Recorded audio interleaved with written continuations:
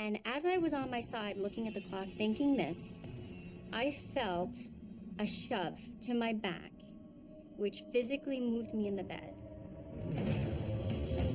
This was the scariest thing for me, and this was the turning point for me where I became a believer 100%. Something caught my attention, and I saw what appeared to be a ribbon-like substance come through the screen door and travel across the room.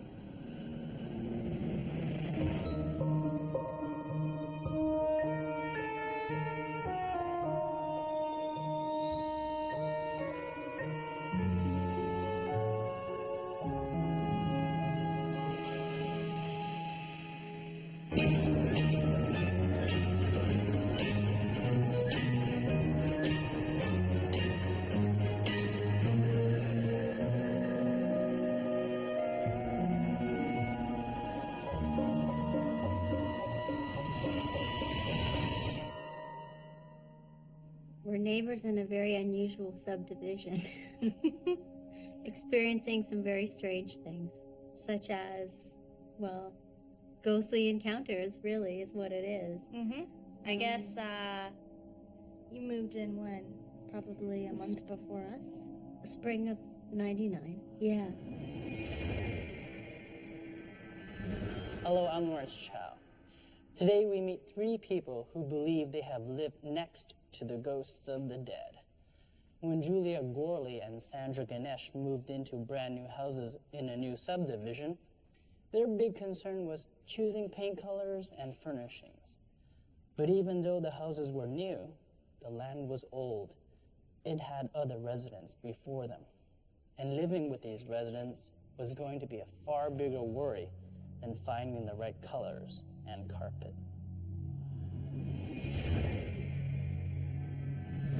When we moved there was nothing. It was desolate. It was farmland. And as far as we knew, it had been farmland for 100, 200 years. Of course, we had no furniture. We had nothing. The house was empty.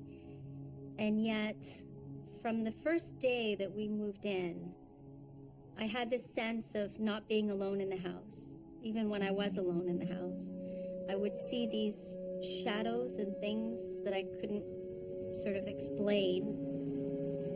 Things progressed. I mean, it went from just thinking I was seeing a shadow to actually thinking that I was seeing the figure of someone out of the corner of my eye, or a face, through a window or something. But as soon as I turned my head and look, of course, it's gone.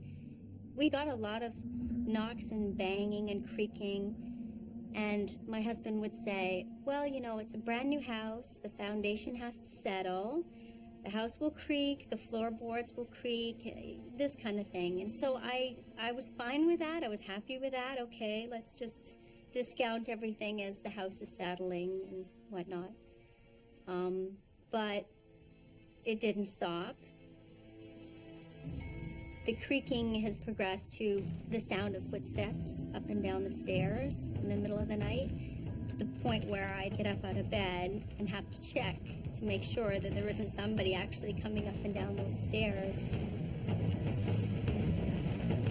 We even had a cat in the early years that we lived there, and the cat was freaking out all the time in the house, running like something was chasing it, like something was pulling its tail kind of thing, crying and cowering in the corner. And this cat we'd had for a few years before that, when we lived in an apartment.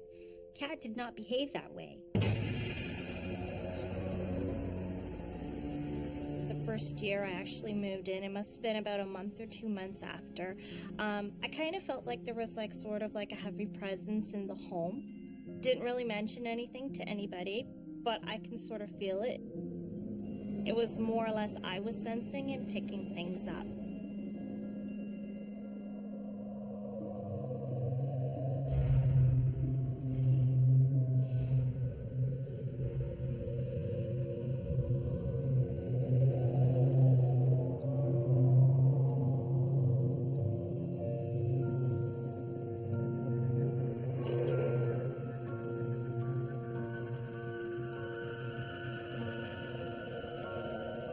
was probably about 12:30, quarter to 1 in the morning. I was in my bed, and the carousel started playing.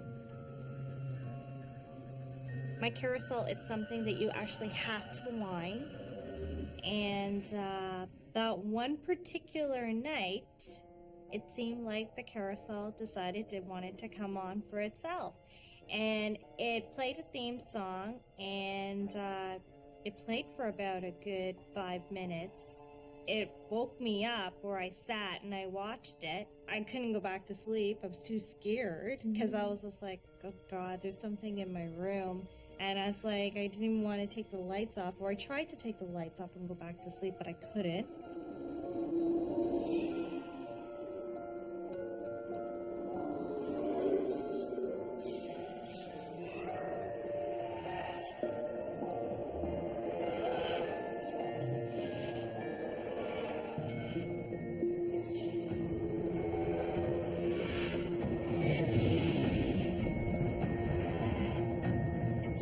That's when I had talked to my neighbor, Julia, asking her if she has any strange things going on in her home. And then that's when she started talking to me about it. I've had a couple of experiences in the bedroom, in our bedroom, that have been quite frightening, I have to say. My husband was at work that night, and I had been in bed for about 2 hours, tossing and turning, couldn't sleep and didn't know why. At 11 o'clock, I looked at the clock, and this is how I know I was wide awake. I turned over and I looked at the clock, and I thought, oh, 11 o'clock. I have to get up at 5:30. I got to go to work. Why can't I sleep? And as I was on my side looking at the clock thinking this, I felt a shove to my back, which physically moved me in the bed.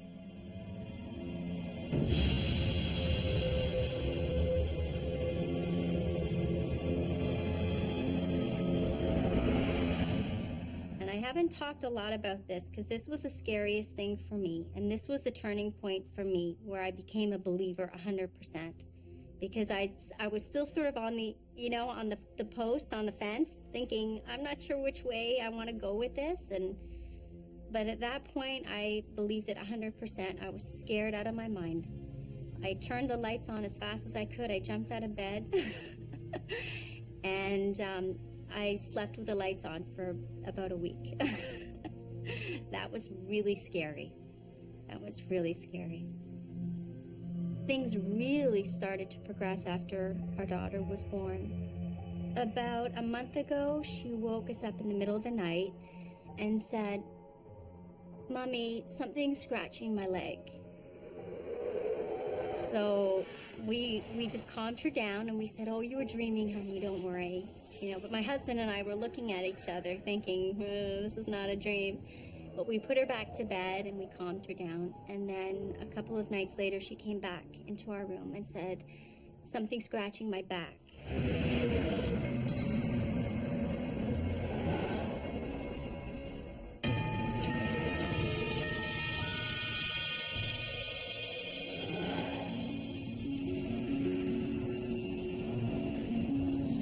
My husband and I had literally about 6 months of things where nothing had happened, which is very unusual after having so many years of constant things occurring in the house.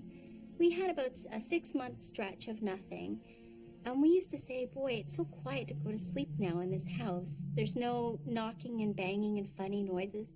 All of a sudden, when 1 week, a stretch of a week, we were having 2 and 3 things happen in the course of a day, strange things. My phone went off, and it was my dad, and he said, well, you know how you said that you had a stretch of nothing happening, and now everything's happening again, like full force? And I said, yeah. He said, have you heard about the Indian burial ground they've just found? A stone's throw from your house? And I said, no, I had heard nothing of this. He said, well, it's just been discovered that just up the road, just a short walk from our house, they have discovered an Indian burial ground. Now, there were construction workers that were expanding a road there, and they dug up what they think are about 100 bodies that are roughly 700 years old, and it's an old Indian burial ground.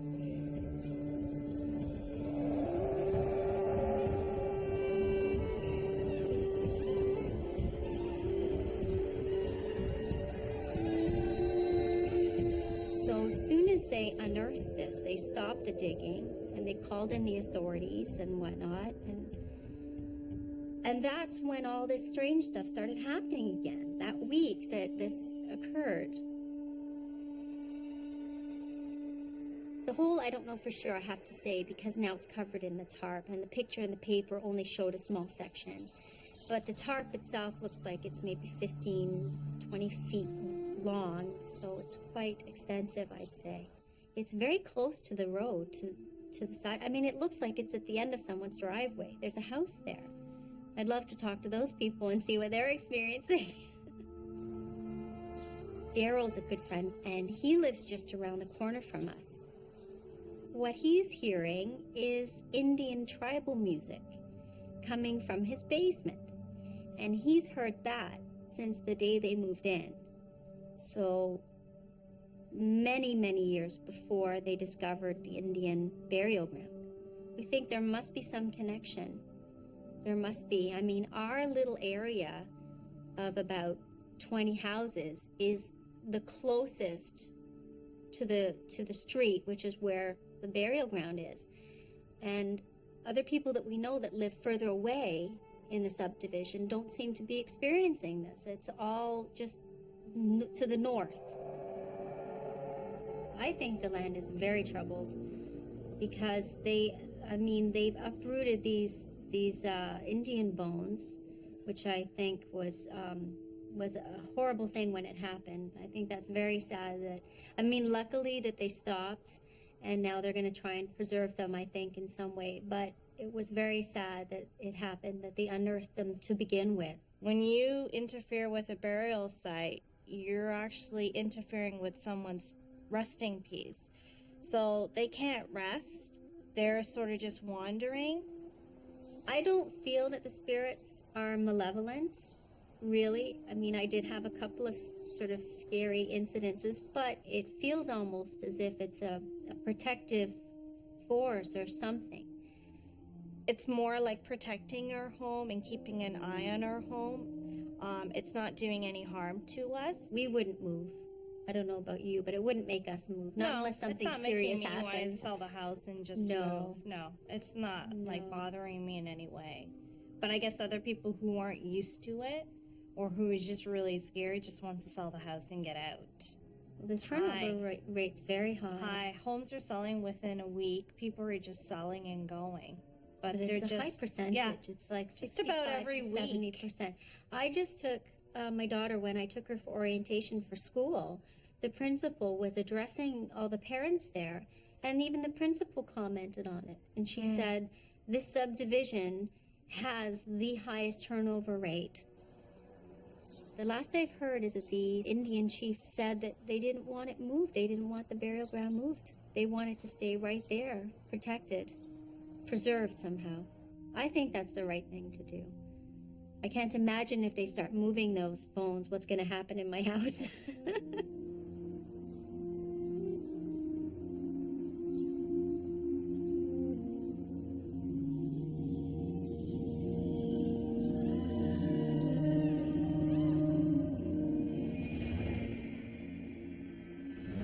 Archaeologists believe that the burial ground is most likely Huron.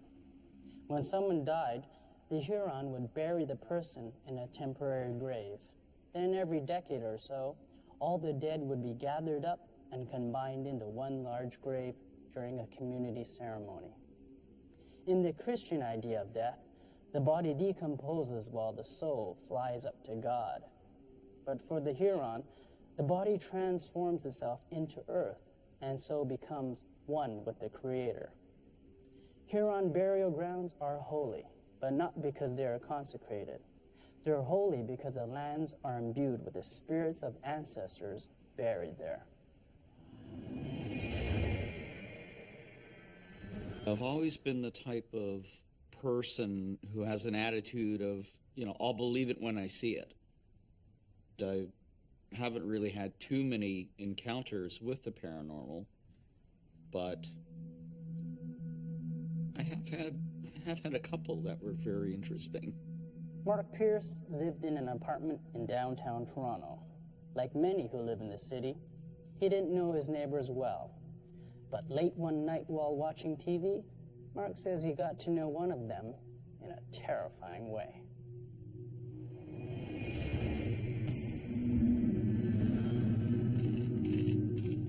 I was sitting in my apartment. It was the night of Labor Day, 1999. I saw some form of apparition enter my apartment.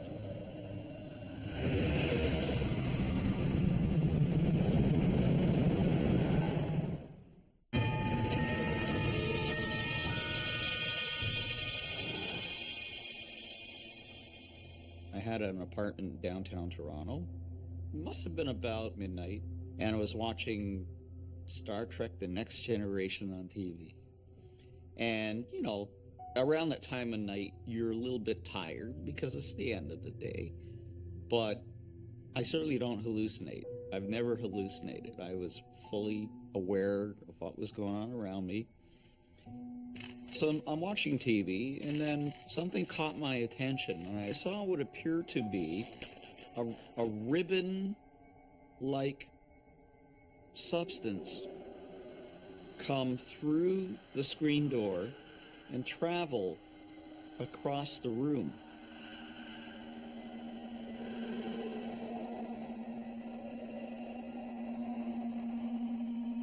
At the moment I saw it, I didn't know what to make of it.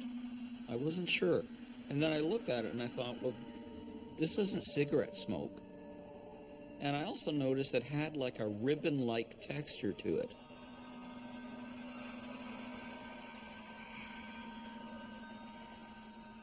And as I said, it traveled absolutely straight across. And so I'm looking at it and I thought, boy, that's unusual. What the heck is that? And it traveled halfway across the room, and then it did something very odd. It disappeared. The ribbon-like material disappeared, and then I saw, in between myself and the TV, what looked like a plaid pattern. I didn't see the outline of a person. That wasn't my experience at all. But I did see what appeared to be like a translucent plaid pattern, as if someone was wearing a plaid shirt or wearing some sort of plaid material, and it was right smack in between myself and the TV show that I was watching. In fact, I could see the image on the TV right through this plaid translucent apparition in front of me. And again, I wasn't sure what I was seeing. In fact, I remember I scrunched my eyes a couple of times, and then I opened them, and that apparition was still there. Just to fulfill my own curiousness, I leaned forward, and I passed my hand through it. Now, I didn't feel anything. My hand passed right through it, but as soon as I went out the other side, it totally disappeared. And that's when I started to feel frightened, because I sort of processed it, and it kind of made sense what it was. And I realized I saw a ghost or an apparition of some sort.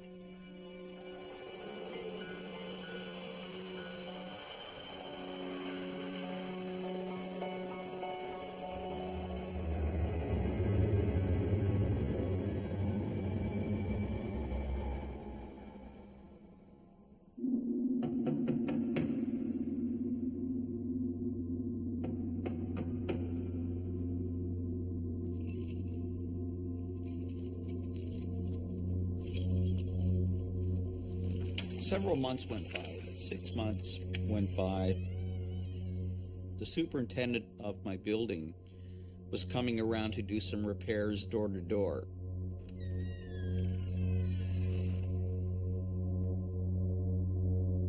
He knocked on the door of my next door neighbor, and he knocked several times and she wouldn't come to the door.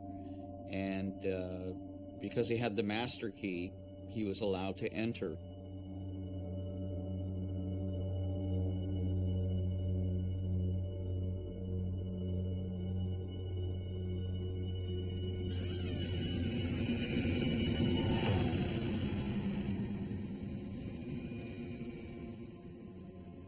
They found the old lady who lived next door to me.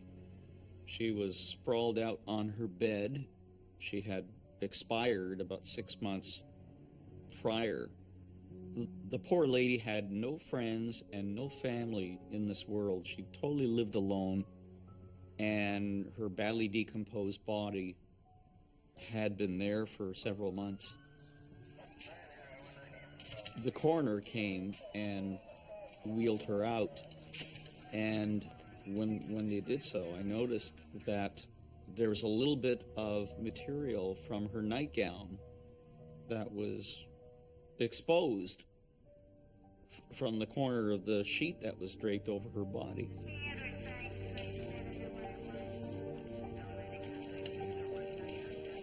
And to my amazement, it was a plaid nightgown she was wearing. And so I put two and two together, and I realized that that must have been her ghost. I don't know whether she came in to my apartment because in some sort of way wanted me to know that she was there, or wanted anybody to know she was there. You know, maybe she just wanted to part from this world by saying goodbye to someone. And seeing that, you know, the poor lady had no friends or family, perhaps she chose her neighbor. I was absolutely shocked. It really put closure to the incident for me, because I had realized what I saw.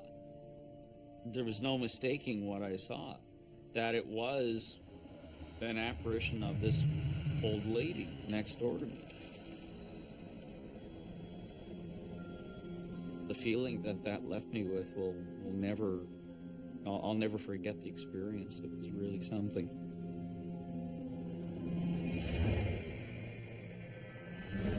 Though we never met his neighbor, Mark is sure that the apparition was her ghost.